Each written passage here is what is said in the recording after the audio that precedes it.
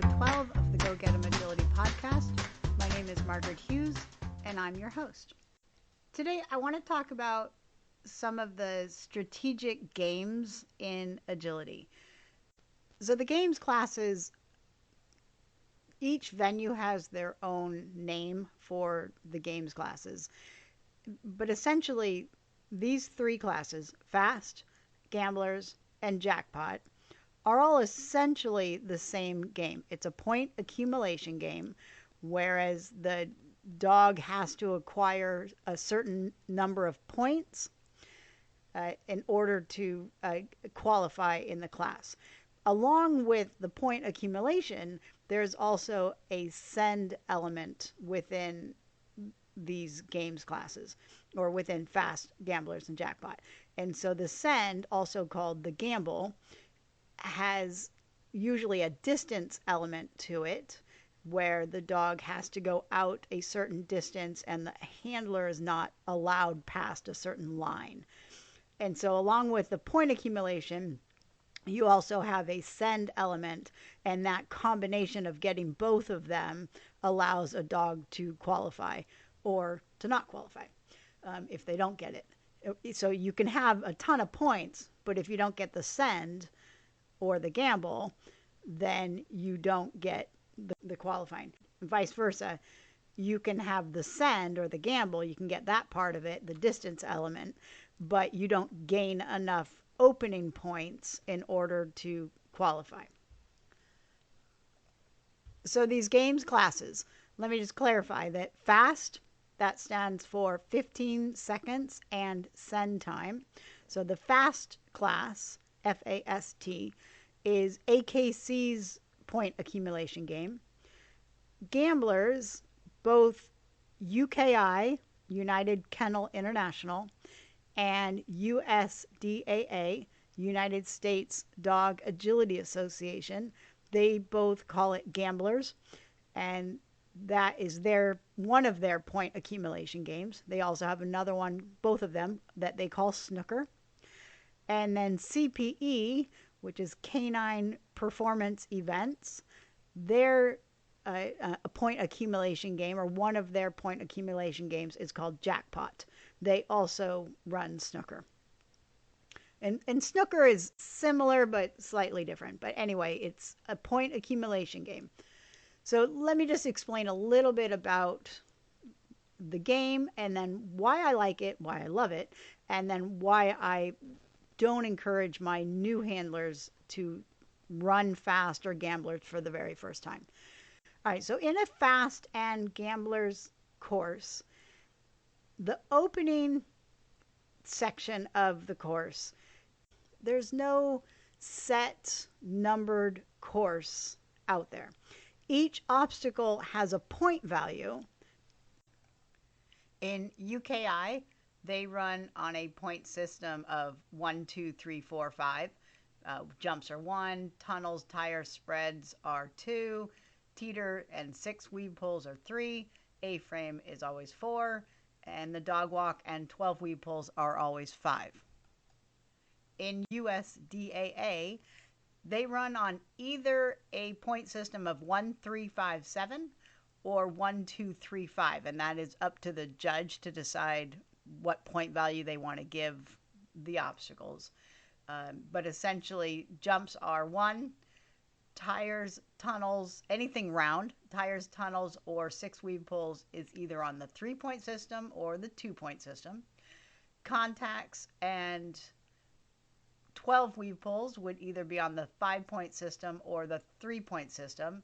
And then they have one obstacle that is at the highest point value, and it's either 12 weave pulls or the dog walk, and that will be on the 7-point system or the 5. So again, the judge decides which point value system they're on, and they tell you that before you walk.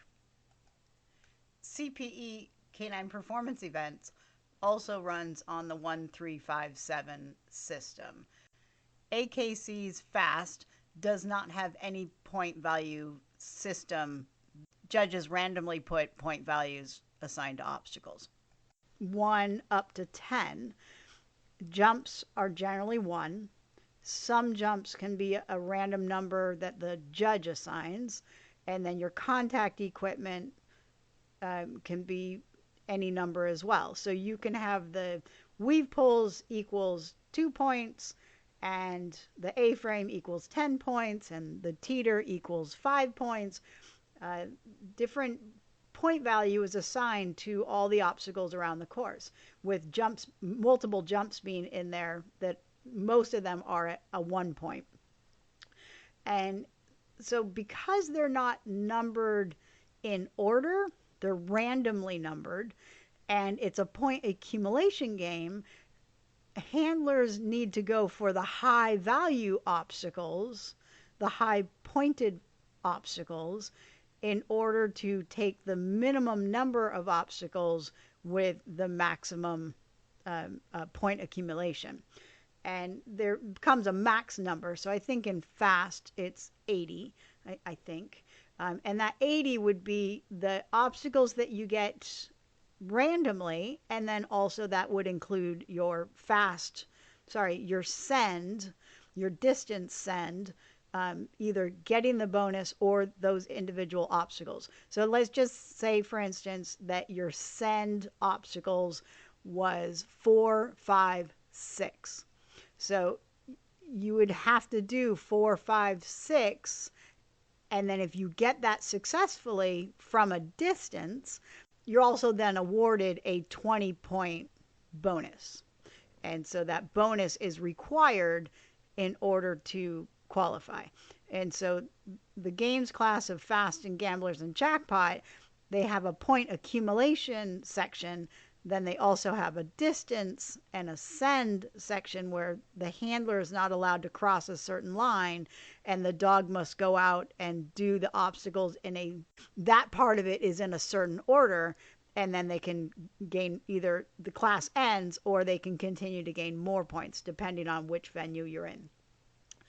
And so because it's a point accumulation game and it's a strategic game, and the higher points the more points that you earn with the fastest time, that's the winner. So first let me talk about why I love Fast, why I love Gamblers, and the games in general. I love snooker as well. Why I love them for myself. I love the strategy of it. I love learning how to create a flow for my dog that gains me maximum points with the least amount of time. I find that fascinating. I find it difficult, and I love trying to gain as many points as I can in the shortest amount of time. So as for my dog, who's a seasoned dog, it's not a big deal if my plan messes up. And so as much as I love Fast for seasoned handlers and dogs that have a lot of confidence, there's also a big downside to Fast. But before I go into the downside of Fast, in most agility organizations, there's now an optional FEO or NFC. So FEO stands for exhibition only, and NFC stands for not for competition. In a FEO or NFC run, the handler is allowed to bring in a toy, and in some instances, you have to read the rule book for UKI. There sometimes is an allowance for food, but most of the time it is a toy, and there are regulations on what kind of toy you can bring in, so read the rule book. But with the NFC and the FEO, you're allowed to essentially train in the ring. You have standard course time, and you are allowed to play with your dog and not be judged for your FEO or NFC run. You always want to declare that you're running FEO or NFC, and this allows you then to run a course that is flowy for your dog and then stop and reward them. So unlike running a Fast class or a Gamblers class for points, that what the FEO and NFC allow you to do is to run the course for flow, not for point value, but for flow, and still be within the trial environment. So I do love Fast for that reason, if the new handler and a young dog are in NFC as an FEO to train in the ring, I think fast is wonderful. But it needs to be strategically planned out. It doesn't do the dog much good if the handler runs in there and tries to gain the point value even though they're running FEO. So it needs to be strategic and it needs to be rewarding for the dog. If the dog comes off the course with a ton of confidence and is having a enjoyable time in the stressful environment, that is the purpose of FEO. That is the purpose of NFC. And so I do love utilizing fast for that reason. And if every new handler went in with the intention of running a good FEO round, I'd be all over it. Unfortunately, that is not always the case because new people don't even know what for exhibition only looks like. They don't necessarily know how to train a dog in the ring for flow because learning flow, learning dogs' lines takes time. The last reason to utilize the fast class or the gambler's class or just run NFC, FEO in any class that you're allowed to is to build that connection, that relationship that you need to have that's so valuable in agility is to utilize the FEO and the NFC for relationship building, for connection in that stressful environment. I have heard time and time again from seasoned handlers talking to new handlers, encouraging new handlers to enter a fast class or a gambler's class to essentially warm the dog up, to get the dog out there without a lot of rules. And here is why when I hear a seasoned handler tell that to a new handler, especially one of my students, my internal button is triggered. And the first thing I see is my students going into a trial for the very first time. The last thing that I want them to think about is course design and how to create flow for their dogs. So as much as I love fast and as much as I love snooker and I love the strategic games and distance that they offer, I never encourage my new students and my handlers with less than confident dogs to enter a fast or snooker game and try and qualify. So why don't I like fast for newcomers? The main reason is because there's no set course. And because it's not in any specific numbered order, handlers can make up their own course, essentially. They become the course designers. They become the ones that are dictating the flow that the dog will run in. And let me just say something about novice, so beginning, either starters or novice classes. When a judge designs a standard novice course or a jumper's novice course, they're designing that course for flow. They are designing that course to not only see the skills that the dog has learned, but to see that the handlers can move their dogs in a flowy fashion. It should look smooth. When a course is designed by a professional, they've been taught how to read dogs' lines and predict what lines the dogs are likely to go on that will create flow. And so when it's done correctly, it looks very fluid and the dogs know where they're going next, essentially because of the flow that the judges have put together. And you hear all the time, oh, this is a choppy course, or there's not a lot of flow to this course. So even at the upper levels where the flow can be a little bit more interrupted with change of direction, for the most part, if you're watching handlers with good skills, with a lot of dog training skills on their dogs and a lot of handling skills in their tool belt, they can make a choppy course look flowy. And when I say a choppy course, it basically looks like the dog's like, oh, we're turning? And they're almost jarred to a halt to go in a new direction. Whereas a flowy course, the dog looks like they know where they're going the whole time because the handler has created flow for the dog.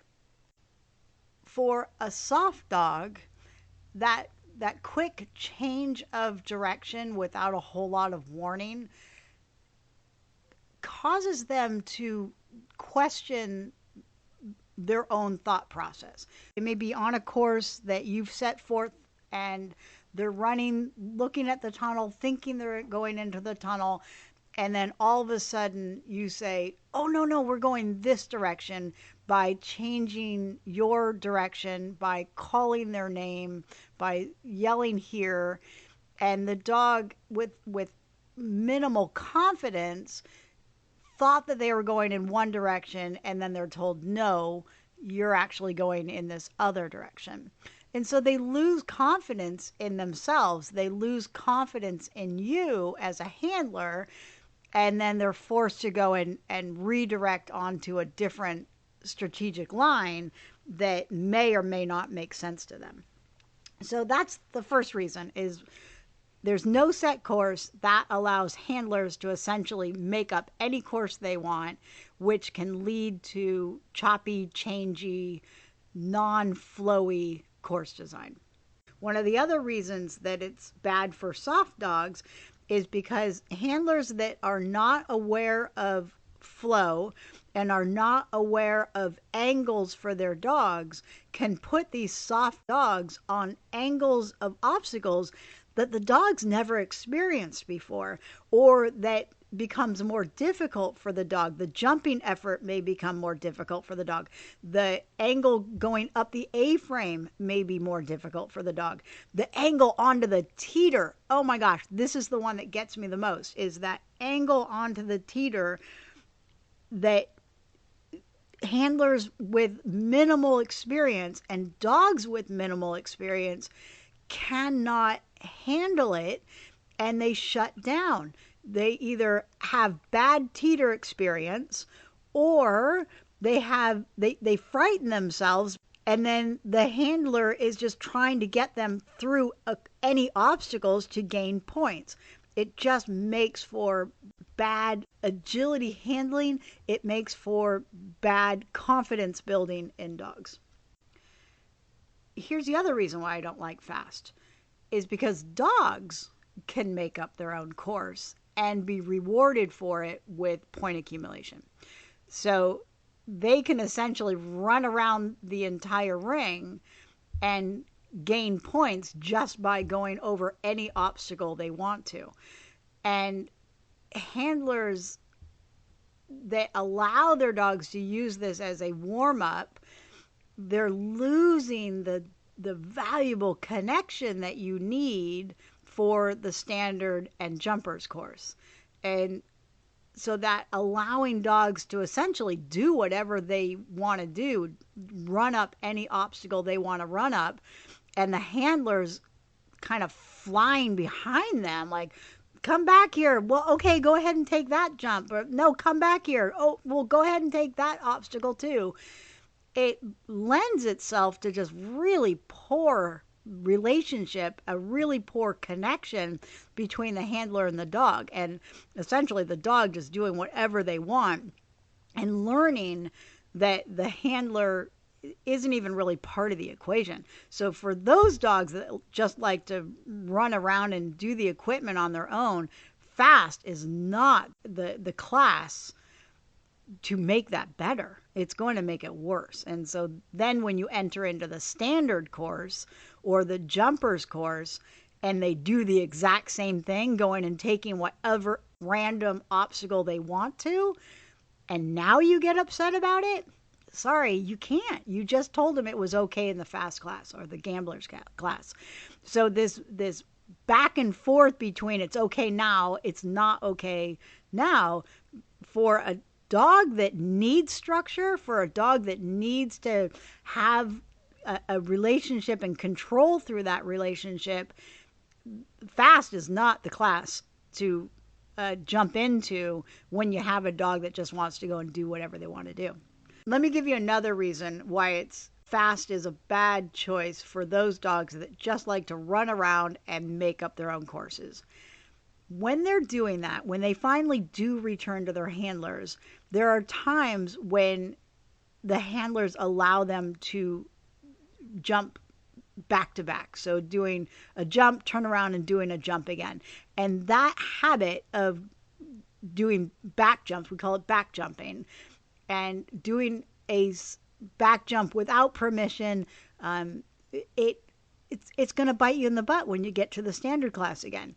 The other thing that happens is that dogs change sides on their handlers without permission, and the handler just goes with it because, well, you're close to an obstacle, go ahead and take it, let's get the point value.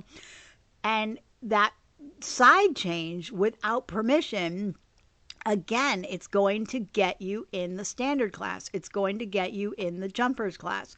And so these bad habits that are allowed, even encouraged in the fast class or the gamblers class or the snooker class, it's going to bite you in the butt for other classes. And it's just bad handling, bad dog training to allow dogs to make up their own courses, make up which side of the handler they want to run on just to accumulate points. And so let's talk about the send. So here's the difficulty with the send. So in USDAA and UKI, the send is at, or the gamble is at the end of the point accumulation. So you have an opening and a closing, and the gamble is in the closing. So you run for, 35 seconds, and then you do the gamble. In fast, the send or the gamble, it's called a send in AKC.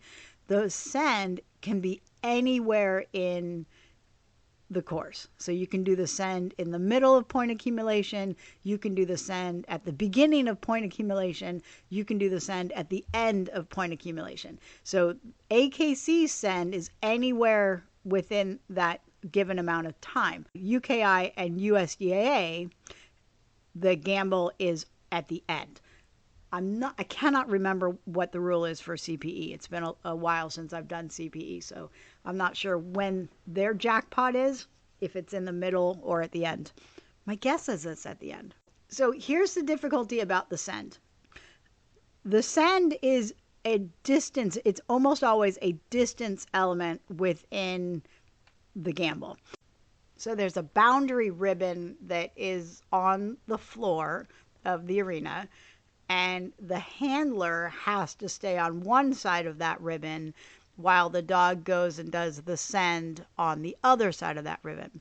Here's the difficulty for new handlers with that send. For dogs that just do their own course, again, there's no rhyme or reason for where the handler is because the dog just does whatever they want to do.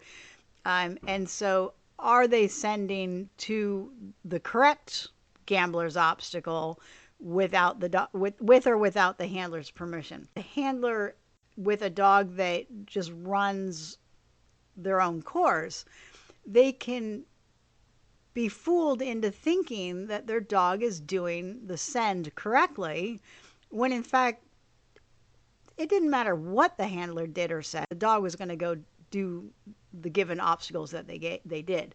And so if the handler happens to put them onto a good line, they'll get the gamble. Whereas if they didn't, then they're not going to get the gamble. They can be lulled into thinking they've got a good distance dog when in fact they have very minimal control over where the dog was going in the first place. For the softer dogs, or the dogs that are paying attention to their handler's motion and location, if distance training has not been trained, then the dogs are going to be completely confused about why the handler all of a sudden can't help them, why the handler isn't crossing over into a desired location or distance from the obstacles that are required. And so this all of a sudden stop of the handler while they're sat there yelling jump or yelling tunnel or out or go becomes confusing to the dog. So if the dog hasn't been trained for distance in practice, then trying to get distance in a fast is it's going to be much more difficult. And I can tell you that for my new handlers, that while we teach commitment with some distance, we definitely don't teach it in the early stages without handler motion as part of that. And so even though we are gaining distance on a tunnel or gaining distance on a jump, there's always the element of moving with and supporting the dog on those obstacles until they have more skills under their belt and we can continue to add distance as a variable in their training. But it's definitely not high on my priority for new handlers to have a ton of distance on their dogs. I'm more worried about commitment to the obstacle and handlers supporting the obstacles with their motion, with their location, and with their verbals, rather than relying solely on verbals. And distance training can at times rely solely on verbals. So for my new handlers, all of a sudden the dog being thrown into, you go out and grab the obstacle while I stay behind this barrier ribbon, makes zero sense to the dog, and the dogs are just left there frustrated, not understanding why the handler won't come with them. And so the mere fact of the send in the fast and gamblers class is one reason that I do not encourage it for my new dogs. When I'm looking at sending my students into a trial for the very first time, my main goal, my main objective for that student and for the dog is to preserve the confidence that we have built around all the obstacles in agility. And so while I want my handlers to be successful and qualify on their first go out, it doesn't always happen. I want my students to learn just what a trial environment is about, and for my dogs to maintain the confidence that they have as much as possible in a new trialing environment, which, the stress level is higher, the noise level is higher. There's a lot that goes on in a trial that is very, very difficult to replicate in practice.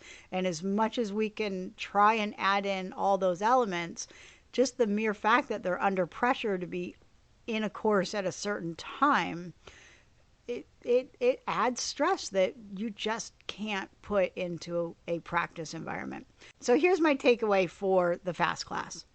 I love it. I absolutely love FAST. I love FAST for dogs that have agility skills, a trial environment skills under their belt, and for those handlers that love to learn strategy, that want to learn how to put their dogs onto good flowy courses that they make up. I do not like FAST or gamblers or snooker for brand new agility handlers. I don't think it's a good warm-up class. I don't think it lends itself well to flow. I don't think dogs making up their own courses is a good thing. I think that there's more damage done in a FAST class than positive. That's my takeaway. So join into your standard class, join into your jumpers class, but I would avoid FAST until your dog has more trial experience under their belt and until the handler can memorize a course that is numbered and can get around a novice course that is numbered multiple times before they throw their dog and themselves into a strategic game like Fast. All right, that's my opinion. I'm sure there are others out there like, no, no, no, it's a great warm-up class. And maybe it is. And used correctly for the skilled handler, I think it would be fabulous. But for the new handler who's never done a trial, I say avoid it. I say stick with your standard class, stick with your jumpers with weaves class, and just go try to enjoy that and watch the Fast class, try and learn about it, but don't put your own dog into it just yet. All right, that's it. Have fun. Thanks for joining me. Please like and subscribe. And woof woof.